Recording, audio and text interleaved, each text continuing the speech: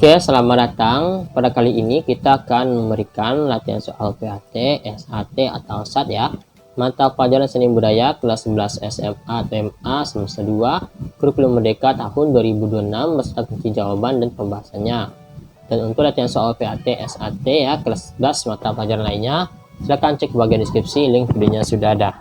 Dan mari kita mulai latihannya.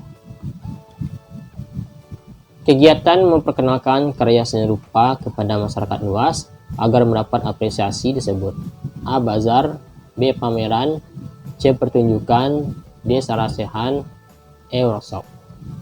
Jawaban benar adalah B. Pameran. Di pameran adalah media komunikasi antara seniman atau kreator dan penonton atau apresiator.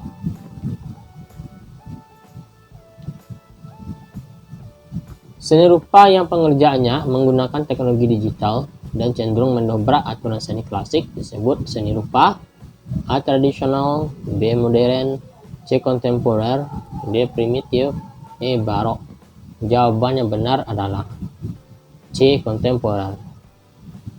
Di seni kontemporer bersifat kekinian, bebas, dan sering menggunakan media baru. Jadi C ya jawabannya. Oke, kita lanjut.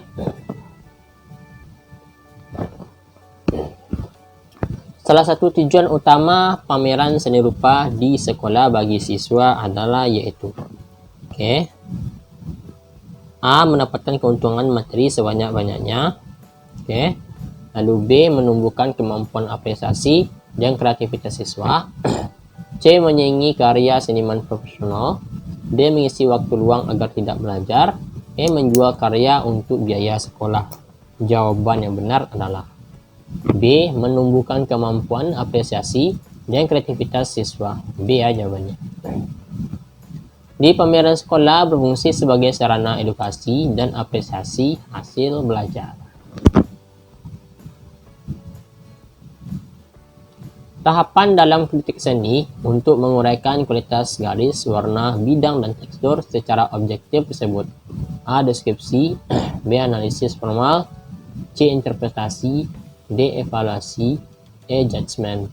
Jawaban yang benar adalah B. Analisis formal. Jadi analisis formal fokus pada penerapan prinsip dan elemen rupa dalam karya.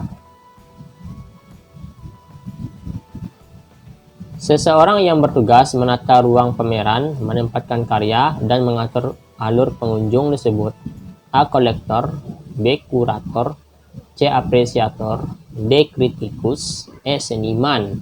Jawaban yang benar adalah B. Kurator. D. Kurator bertanggung jawab atas materi dan teknis penyajian karya dalam pameran. Lanjut. Sistem musik yang memandang bunyi secara vertikal dan horizontal serta memiliki pusat nada atau tonik disebut musik. A. Modal, B. Tonal, C. Atonal, D. Tradisional, E. Kontemporer. Jawaban yang benar adalah B yaitu tonal. Di musik tonal berpusat pada tangga nada mayor atau minor tertentu. Lanjut. Musik yang tidak memiliki pusat nada atau tonik dan cenderung terdengar disonan atau tidak harmonis disebut musik A. Modal, B. Tonal, C. Atonal, D. Blues, E. Jazz. Jawaban benar adalah C yaitu atonal. Di musik atonal melepaskan diri dari aturan tangga nada tradisional. Alat musik yang sumber bunyinya berasal dari getaran dawai atau senar disebut A. Idiofon, D. Membranofon, C. Kordofon, D. Aerofon, E. Elektrofon. Jawaban yang benar adalah C. Kordofon. D. Kordofon meliputi alat musik seperti gitar, biola, dan harpa. Tanda dinamik dalam musik yang berarti suara perlahan-lahan mengeras adalah A. Piano, B. Forte, C. Descendo, D. Crescendo, E. Mezzo forte. Jawaban yang benar adalah D yaitu crescendo. Jika crescendo menunjukkan peningkatan volume suara secara bertahap. Orang yang memimpin sebuah pertunjukan musik atau orkestra atau panduan suara disebut orang yang memimpin sebuah pertunjukan musik orkestra atau paduan suara disebut A. Komposer, B. Arranger, C. Dirijen atau konduktor, D. Vokalis, E. Promotor. Jawaban yang benar adalah C, yaitu dirijen atau konduktor. Di dirijen memberikan instruksi tempo dan dinamika kepada para pemain musik. Tari kreasi adalah jenis tari yang A. Aturannya sangat kaku dan tidak boleh diubah. B. Bertumpu pada tradisi namun dikembangkan sesuai perkembangan zaman. C. Hanya boleh ditarikan oleh kalangan istana. D. Tidak menggunakan musik pengiring. E. Berasal dari pengaruh budaya asing sepenuhnya. Jawaban yang benar adalah B. Ya, bertumpu pada tradisi namun dikembangkan sesuai perkembangan zaman. Di tari kreasi mengutamakan inovasi tanpa meninggalkan akar nilai tradisi. Unsur utama dalam seni tari adalah A. Rias dan busana, B. Tata lampu dan panggung, C. Gerak atau wiraga, D. Musik pengiring, E. Properti tari. Jawaban yang benar adalah C. Gerak atau wiraga. Di media utama jadi media utama tari adalah gerak tubuh manusia yang ritmis. Jadi jawabannya adalah C. Gerak atau wiraga. Soal nomor 13. Kemampuan penari dalam menghayati dan mengekspresikan karakter tarian melalui mimik wajah disebut A. Wiraga, B. Wirama, C. Wirasa, D. Wirupa, dan E. Wiguna. Jawaban yang benar adalah C. Wirasa. Di wirasa adalah aspek penjiwaan atau emosi dalam menari. Garis-garis di lantai yang garis-garis di lantai yang dilalui oleh seorang penari atau pola yang dibentuk oleh formasi penari kelompok disebut A. Tata panggung, B. Properti, C. Pola lantai, D. Level gerak, E. Dinamika. Jawaban yang benar adalah C, yaitu pola lantai. Di pola lantai berfungsi untuk memperindah tarian dan mengatur posisi penari.